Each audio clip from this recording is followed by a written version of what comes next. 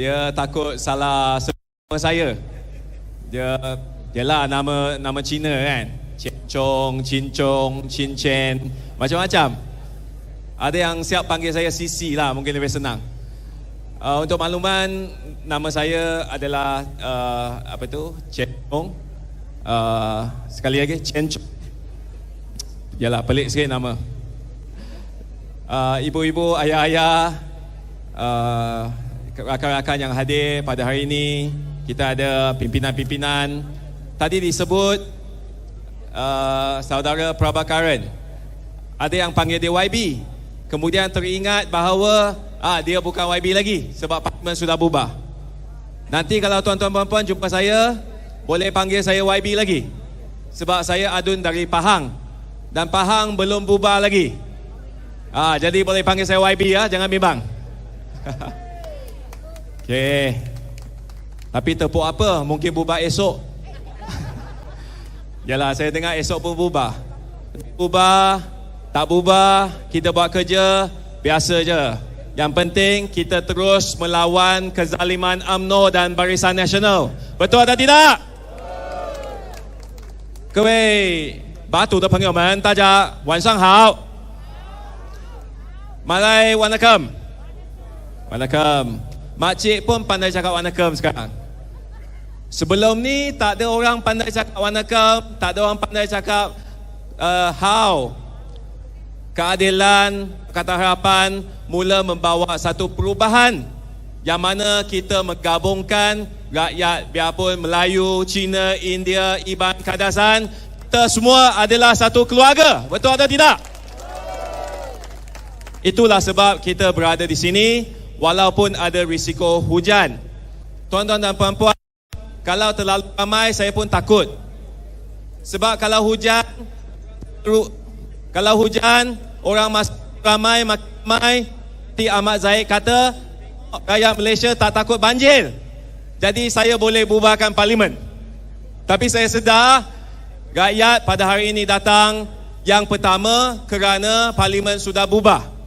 Rakyat mula sedar dan mula mengambil tahu apa yang berlaku pada negara kita ini. Yang kedua, pastinya ini adalah satu pentas rakyat, pentas Ayo Malaysia. Truk Ayo Malaysia ini telah pun ke hulu ke hilir sejak 2-3 bulan lepas. Dia bukan satu gimmick lepas parlimen bubar. Sekarang banyak menteri pandai buat gimmick. Tapi ini bukan satu gimmick selepas parlimen bubar. Ini adalah satu aspirasi pimpinan-pimpinan muda untuk membawa satu suara perubahan, untuk mengangkat suara rakyat biasa seperti kita supaya boleh sampai ke seluruh pelosok negara kita. Kita berikan satu tepukan kepada semua sukarelawan, semua abang-abang, kakak, adik-adik yang bantu dirikan kemah, yang bantu set up truk, bantu bawa lori. Abang kita yang bawa lori, mungkin mileage dia lebih hebat daripada mileage lori driver sekarang sebab dia tiap-tiap hari dia jalan. Sebenarnya apa yang rakyat mahu, tuan-tuan dan puan-puan? Saya sebelum ini bekerja sebagai rakyat biasa seperti kawan-kawan yang ada. Saya kerja di Kuala Lumpur, duduk di Kelana Jaya sebelum ni. Tiap pagi naik LRT. Naik LRT pergi tempat kerja, orang terlalu ramai. Kadang pack, kena tunggu, tutup, buka kali ketiga baru dapat. Kita cuba selip masuk. Kadang masuk tak ada tempat duduk lah, maklumlah. Kita kadang kena duduk atas lantai. Dekat couch tu, ingat, couch dengan couch tu ada tempat ruang tu kan. Kita duduk di situ. Dan masa tu saya bawa buku untuk baca, untuk habiskan masa untuk menunggu dari satu tempat tinggal saya ke tempat kerja saya. Itulah kehidupan harian rakyat biasa. Tapi itu dulu, tuan-tuan dan puan-puan. 15 tahun lepas, kos harga barang okey lagi. Nak makan nasi dulu kalau dekat UM RM3, RM3.50 sepinggan. Puas makan. Nasi tu macam gunung. Hari ini RM3.50 boleh beli apa? Pakcik boleh beli apa? Mungkin nasi bujang dengan kuah sikit. Kalau 2 lauk tak boleh dah RM3.50. Betul tak? Ini yang dihadapi oleh rakyat biasa, yang mana kos inflasi kita meningkat dan meningkat setahun demi setahun. Ini tak masalah. Tapi masalah besarnya adalah gaji kita tak naik-naik, tuan-tuan puan-puan. Gaji kita stay sahaja. Dalam sebelum ni, dekat truck yang sama, saya telah pun kongsikan, janganlah kata gaji rakyat biasa. Kita ni pelbagai kerja lah kan. Ada yang jadi kerani, ada yang jadi food panda, ada yang kerja dekat office, ada yang jadi admin, ada yang buat marketing. Biasa. Tapi gaji jurutera, saya nak kongsikan pada malam ini, gaji jurutera engineer, Board of Engineer Malaysia, Lembaga Jurutera Malaysia buat satu kajian, dan mereka dapati bahawa gaji jurutera dalam 20 tahun ini tidak naik juga. 20 tahun ini gaji jurutera setiap tahun naik baru 2%. Tapi inflasi naik 3.2%. Tuan-tuan puan-puan, gaji kita naik 2%, tapi harga barang naik 3%. Gaji kita mengecut atau berkembang? Gaji kita mengecut. Jadi gaji kita jadi makin mengecil. Harga barang jadi makin mahal. Anak kita mula besar. Rumah ni jadi makin tidak mampu milik. So hidup rakyat makin terhimpit, umpama sandwich, terhimpit tengah-tengah. Tuan-tuan puan-puan, sebelum ini kita tahu ada zaman yang perkembangan ekonominya pesat, tahun 90-an. Masa tu ramai kita duduk dekat desa. Lepas tu kita pindah ke bandar, kita dapat mencari pekerjaan sekurang-kurangnya cukup untuk makan dan cukup untuk menampung kehidupan kita. Tapi hari ini yang kita ni yang sangkut dekat bandar, gajinya tak meningkat, harga barang makin naik, tapi mak ayah kita dah tua. Mak ayah kita dah tua, kita perlulah bantu mereka. Pada masa yang sama, anak-anak kita makin membesar. Dekat sini saya tak tahu anak berapa. Saya ada anak 3 orang.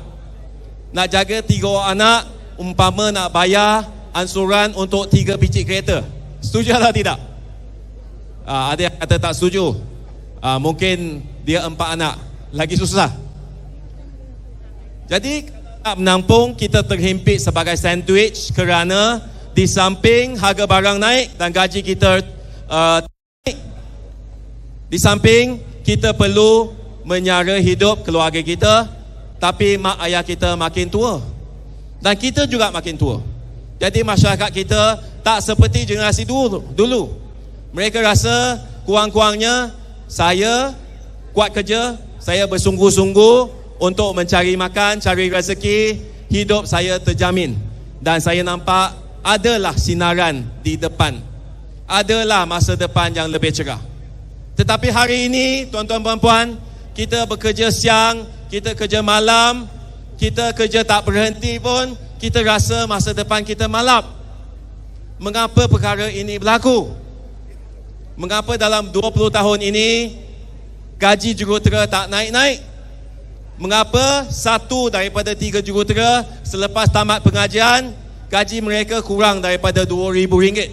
Bayangkan, engineer, 1 daripada 3 engineer, gaji mereka kurang daripada RM2,000. Tak masuk akal. Tak masuk akal.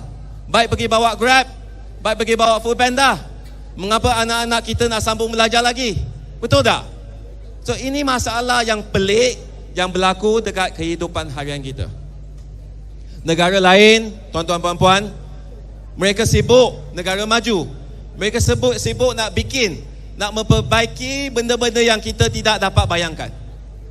Saya tamat pengajian saya dari Singapura, jadi mudah nak ambil contoh.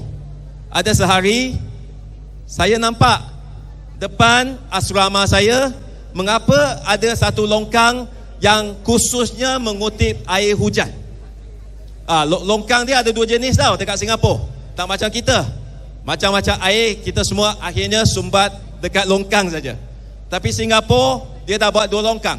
Satu longkang biasa, tapi satu longkang untuk air yang bersih supaya mereka boleh merawat air itu dan kemudian boleh digunakan oleh rakyat. So dia kutip air hujan. Yang kedua, negara-negara maju tengah fikir bagaimana kita nak jadikan taman kita lebih selesa. Ada kemudahan yang percuma, tak perlu pergi gym tiap-tiap bulan bayar 200-300 ringgit. Di negara maju, mereka tengah berikan air pipe yang percuma yang boleh minum. Sebab dia tak perlulah beli filter, water filter, nak beli apa-apa yang mahal. Dia terus boleh minum daripada air pipe. Jadi negara maju mereka boleh buat, mereka boleh lakukan ini kerana mereka, kerajaan mereka ada hasil. Mereka ada hasil yang cukup, maka mereka boleh membina kemudahan awam dengan baik. Cukup bermutu. Adalah laluan basikal, adalah kemudahan yang selamat. LRT yang kita guna tu tak selalu rosak. Kalau bukan lift rosak, eskalator rosak. Kalau bukan eskalator rosak, train tu rosak. Negara maju ada hasil yang cukup. Mengapa Malaysia tidak ada hasil yang cukup, tuan-tuan dan puan? Sebab ada mat sakau. Ada mas sakau. Duit kita dah semua kena sakau. Kita tertinggal dengan hasil yang tidak cukup untuk meningkatkan mutu kehidupan kita. Dan kita tidak ada satu dasar ekonomi yang berpandangan jauh yang boleh melonjakkan gaji kita. Jadi tuan-tuan dan puan-puan, isu pokoknya sebenarnya adalah bagaimana kita boleh mewujudkan peluang pekerjaan yang boleh menawarkan gaji lebih daripada 3,000. Yalah, harga barang naik, tapi kalau gaji 3,000, 4,000, bolehlah tahan sikit kan, gaji asas. Tapi sekarang gaji rendah. Malaysia mengemukakan beberapa cadangan. Yang pertama, kita perlu ada satu hala tuju. Tenaga boleh diperbaharui. Kalau sekarang kita nampak banyak rumah dipasang solar. Tahu solar? Dia pasang solar, menjana elektrik untuk kegunaan rumah. Maka mereka perlukan banyak installer. Perlukan banyak syarikat untuk menawarkan pakar-pakar yang boleh memasang solar dekat atap bumbung rumah kita. Dan gaji mereka tinggi. Kita perlu melatih jurutera kita, technician kita, graduan kita, anak-anak muda kita supaya boleh tawarkan peluang pekerjaan dengan gaji yang setimpal dengan usaha mereka.